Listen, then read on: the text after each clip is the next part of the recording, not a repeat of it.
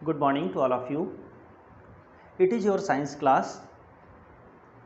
Today we read chapter of science food of class 6.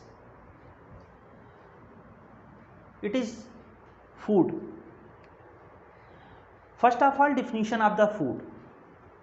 Edibles taken by human and animals provided them energy for growth and good health and work. देखिए ईडेबल्स, इस ईडेबल्स का क्या means हुआ?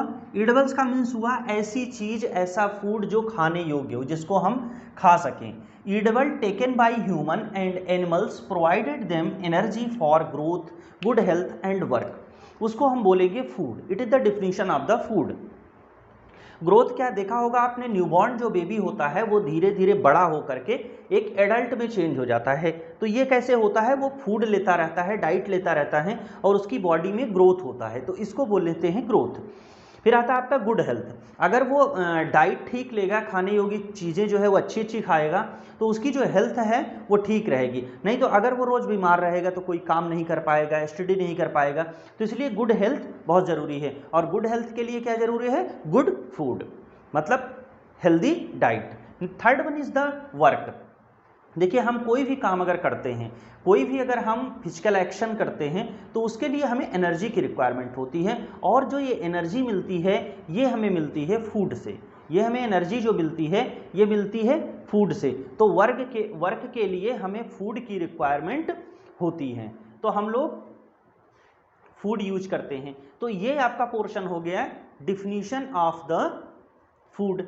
Now next, sources of the food. अब हम food के sources देखिए हमारे पास जो फूड के सोर्सेस हैं वो टू सोर्सेस हैं. एक तो है प्लांट्स और second one is the animals.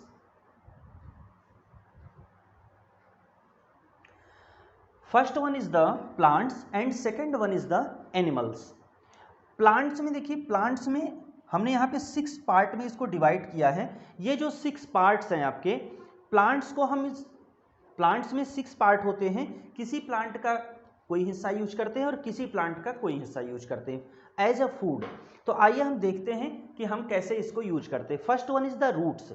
First जो आपका रूट्स है, जैसे आपने हम लोग खाते हैं रेडिस है, कैरेट है, फूड में ये सैलड के फॉर्मेट में इसको लेते हैं. तो ये जब इसको सैलड के फॉर्मेट में इसको लेते हैं, ये क्या है? रूट है. तो मतलब रेडिस और कैरेट की रूट हम फूड के फॉर्मेट में यूज करते हैं. Next one is the stems, potato and ginger.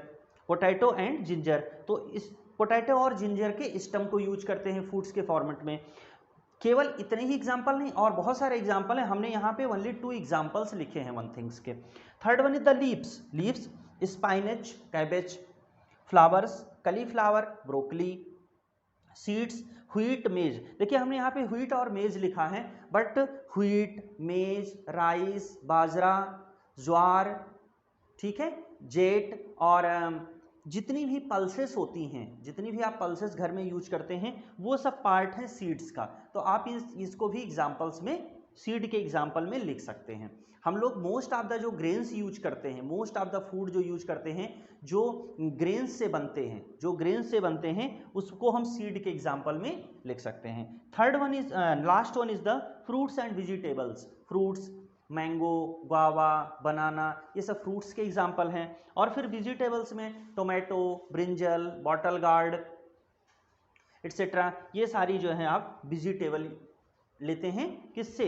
Plant से. तो ये तो हमने यहाँ पे 2 एग्जाम्पल लिखे. देखिए आपके एग्जाम में कभी कोई पूछा जाता है राइट 2 एग्जाम्पल ऑफ ईच. एक क्वेश्चन आता है राइट 2 एग्जाम्पल ऑफ ईच. तो राइट 2 एग्जाम्पल ऑफ ईच में यहाँ से आप इसको लर्न कर सकते हैं, और ये डिस्क्रिप्टिव फॉर्म है. अच्छा, अगर आपसे क्वेश्चन पूछा जाता है कि describe the sources of food, describe the sources of food, तो आप ये चार्ट बना सकते हैं. इस चार्ट से आप इसको एक्सप्लेन कर सकते हैं. यहाँ से इस चार्ट से अगर आप एक्सप्लेन करते हैं तो आपको फुल मार्क्स मिलेंगे. इसमें मार्क्स कटिंग नहीं होती क्योंकि ये डिस्क्रिप्टिव फॉर्मेट है इसका. Now from the animals. Animal से देखिए हमें क्या मिलता है. एनिमल से first one things the meat. देखिए मीट तो किसी भी चीज़ की मीट लोग यूज करते हैं. जैसे नागालैंड है, वहाँ पे लोग स्नेक खाते हैं. चाइना है, चाइना में सारी चीज़ें खाते हैं. बट अगर हम मीट की बात करें तो मीट में जो 2 फेमस मीट है जिसको ऑर्डिनरी ऑल कंट्री में यूज किया जाता है, first one is the chicken. First one is the chicken, second one is the mutton. Chicken and mutton, two format जो है मीट का यूज होता है। Chicken means meat of the hen and mutton means meat of goat, that means he goat or she goat. Next one is the egg, egg के लिए hen का egg famous है, ज़्यादा सबसे ज़्यादा यही यूज होता है। उसके बाद फिर आता है आपका हनी। हनी क्या है? It is the sweet liquid made by the honey bee, जो कि हमें हनी कॉम्ब से या हनी के जो बी हाइव होता है उससे मिलता है। फिर आपका आता है ये मिल्क, ठीक है, ये मिल्क आता है। मिल्क को हम कंप्लीट फूड भी कहते हैं, मिल्क को कंप्लीट फूड कहते हैं, क्योंकि देखिए जब बच्चे छोटे होते हैं तो उनको मिल्क दिया जाता है, उसी मिल्क से ही उनकी पूरी ग्रोथ हो जाती है। तो दैट मीन्स ये क्या है? ये कंप्लीट फूड है। अच्छा, ये जितने यहाँ पे प्रोडक्ट आपको हमने नीचे लिखे हैं इनको बोलते हैं डेयरी प्रोडक्ट, इनको बोलते हैं डेयरी प्रोडक्ट। डेयरी प्रोडक्ट क्यों बोलते हैं?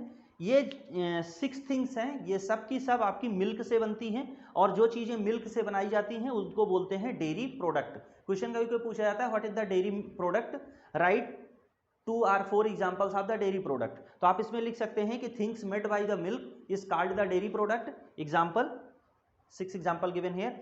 फर्स्ट ऑफ ऑल मिल्क से देखिए हम कर्ड बनाते हैं। कर्ड में क्या करते हैं?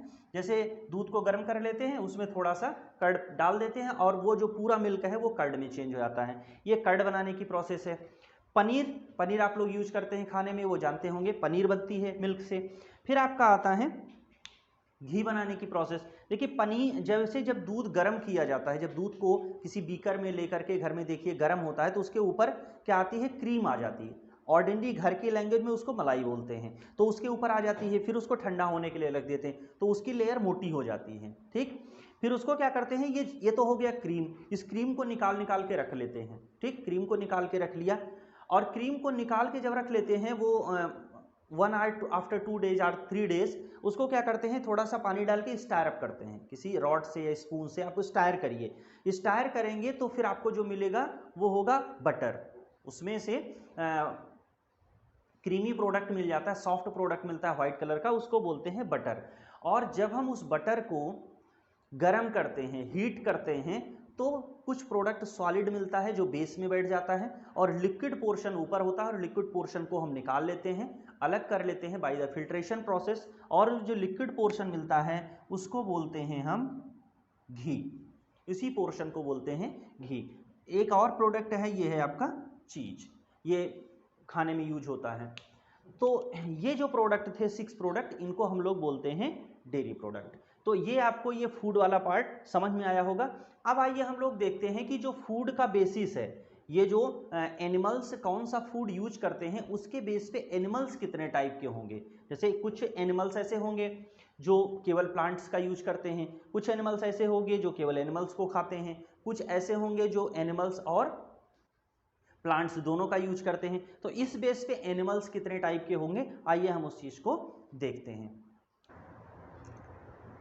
Now on the basis of the food habit classify animals.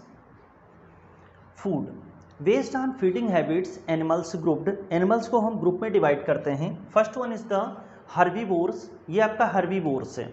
फिर then carnivores, omnivores, scavenger and decomposers. देखिए हर्बीवोर्स वो होते हैं जो हर्बीवोर्स, हर्बी यो वर्ड आया हर्ब मीन्स क्या होता है? This is related to the plants, this is related to the plants. Herb क्या है? एक टाइप की प्लांट है जो प्लांट्स का यूज करते हैं अपनी डाइट में। जो प्लांट केवल और केवल प्लांट्स का यूज करते हैं उनको हम बोलते हैं हर्बीवोर्स। इनके स्पेसिफिक कैरेक्टर क्या होते हैं कि इनका जो टीथ होता है वो वाइड होता है और ब्लंट होता है। मतलब ये क्या, जैसे अगर ये खाएंगे तो कट करके खाएंगे, इस तरह से कट करके खाते हैं। तो इनका टीथ वाइड होता है और ब्लंट होता है। सेकेंड वन इज द इनकी इंटेस्टाइन जो होती है वो लॉन्ग होती है, इनकी स्टेंटाइन ज़्यादा लॉन्ग होती है। जो इनका स्टमच होता है वो 4 चैम्बर्ड होता है। दैट मीन्स इनको रूमिनेंट एनिमल्स बोलते हैं। ये क्लास 7th में है, जो फ्रूट चैप्टर आपका है फूड इन द एनिमल्स। तो इनका जो स्टमच होता है वो 4 पार्ट में डिवाइड होता है, और उसको बोलते हैं रूमिनेंट, और ऐसे एनिमल को बोलते हैं रूमिनेंट एनिमल्स। इसके एग्जाम्पल हैं काऊ, गोट एटसेट्रा, ठीक है। Next one is the carnivores. देखिए कार्निवोर्स वो होते हैं जो अपनी फूड में, अपनी डाइट में मीट का यूज करते हैं या फ्लेश खाते हैं, दे ईट फ्लेश, ठीक। और फ्लेश खाते हैं, देखिए फ्लेश खाने के लिए टीथ जो है वो स्ट्रांग होना चाहिए और पॉइंटेड होना चाहिए। तो इनका जो टीथ होता है वो कैसा होता है, पॉइंटेड और शार्प। इनका टीथ पॉइंटेड और शार्प होता है। इनके जो क्ला होते हैं, जिनके जो क्ला होते हैं या इनके जो फुट होते हैं, इनके जो नेल्स होते हैं, जिस एनिमल में जो भी हो वो बहुत ही स्ट्रांग होते हैं, जैसे वो होल्ड कर पाएँ मीट को या एनिमल को होल्ड कर पाएँ, ये इसमें होता है। अब जैसे अगर कोई बर्ड है तो बर्ड में क्या होगा, बर्ड का जो क्ला है वो स्ट्रांग होगा, उसकी जो बीक है वो बहुत ही स्ट्रांग होगी, जिससे वो मांस को क्या करो, खींच पाए, जो उसका मीट है उसको वो खींच पाए। शार्क है, जैसे एक शार्क है, शार्क फिश है, शार्क फिश में भी क्या होता है, पॉइंटेड और स्ट्रांग टीथ होते हैं, क्योंकि शार्क जो है वो कार्निवोर्स में आता है, शार्क कार्निवोर्स में आता है। फिर कैमेलियन है, कैमेलियन भी क्या है, कार्निवोर्स है। तो कैमेलियन की जो टीथ होती हैं वो लॉन्ग होती है और स्टिकी होती है। स्टिकी का मतलब कि वो इंसेक्ट को खाती है, तो जब उसकी टीथ बाहर जाती है तो इंसेक्ट के ऊपर जब टीथ रखता है, सॉरी इंसेक्ट के ऊपर जब उसका टंग जाता है तो टंग जो है वो लंबी हो जाती है, उसका जो टीथ सॉरी टंग है, उसकी कैमेलियन की जो टंग है वो लॉन्ग और स्टिकी होती है। स्टिकी होती है कि जब वो इंसेक्ट के ऊपर अपनी टंग को ले जाता है तो वो टंग में उसको लपेट करके वो अंदर की तरफ उसको खींच लेता है, ठीक है, प्रे को कैच कर लेता है। उसके बाद आपका आता है स्नेक। तो स्नेक के भी जो टीथ होते हैं वो बहुत ही पॉइंटेड होते हैं, क्योंकि ये क्या करते हैं कि अपने इनका जो प्रे होता है उसको होल्ड अंदर की तरफ निगल जाते हैं, पूरा सॉलो अप कर लेते हैं। तो जब ये सॉलो करते हैं तो जैसे जितना एनिमल चला गया वो बाहर ना निकल पाए, उससे वो टीथ से पकड़ के रखते हैं। तो इनका जो टीथ होता है वो पॉइंटेड होता है, इनका जो टीथ होता है वो पॉइंटेड होता है। तो इसमें आपका जो कार्निवोर्स है उसके एग्जांपल है lions, eagles, shark, chameleon and snakes. Now third one is the omnivores. देखिए ओमनीवोर्स वो हैं, omnivores are animals are the birds that eat flesh and vegetables both, flesh and vegetables both. देखिए इसके example बहुत कम होते हैं, like the beer, sorry यहाँ पर written here grow, it is the crow, it is the crow, bear, crow and human being, ये आपके किस में आते हैं, कॉर्निवोर्स में। मीन्स इनके जो टीथ होंगे, इनके टीथ दोनों तरह के टीथ इनके डेवलप्ड होते हैं। दैट मीन्स इनके कुछ टीथ शार्प एंड वाइड होंगे, वाइड एंड ब्लंट होंगे, और कुछ टीथ पॉइंटेड और शार्प होंगे, ठीक है। तो इसका एग्जाम्पल है bear, crow and human being.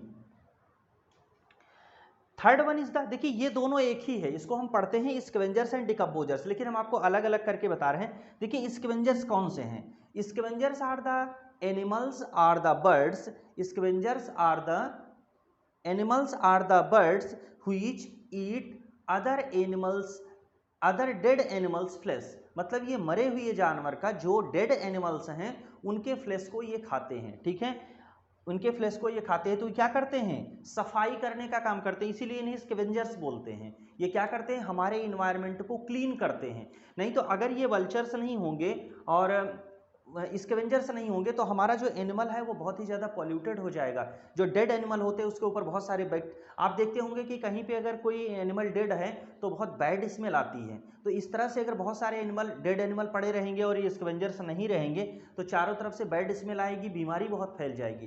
तो उसके लिए क्या करते हैं, सफाई कर्मी का काम करते हैं, ये सफाई करते हैं। कौन, स्कैवेंजर्स। इसका एग्जाम्पल है आपका vulture. Next one is the decomposers. Decomposers क्या होते हैं, देखिए आपने देखा होगा कि जैसे वुड है, कोई वुड अगर बाहर पड़ी हुई हो, रेनफॉल हो रही हो, धूप में पड़ी हो, तो धीरे धीरे स्लोली वो सॉइल में चेंज हो जाती है। आप देखते होंगे अगर ऐसी आपने कहीं पे देखा हो तो वो धीरे धीरे करके सॉइल में चेंज हो जाता है। ये काम करते हैं डिकम्पोजर्स। ये क्या करते हैं कि ये उसके ऊपर रहते हैं, उसको धीरे धीरे करके उससे जो न्यूट्रिएंट्स है वो एब्जॉर्ब करते जाते हैं और उसका जो वेस्ट पार्ट होता है वो धीरे धीरे सॉइल में चेंज हो जाता है। तो ये काम जो डिकम्पोजर्स का काम है, ये काम करते हैं पैरासाइट्स एंड माइक्रोब्स। देखिए जैसे मान लीजिए कि वल्चर है, मान लीजिए कि वल्चर्स ने और अदर एनिमल्स ने मिल करके जो डेड एनिमल्स की बॉडी थी उसको खा करके ख़त्म कर दिया।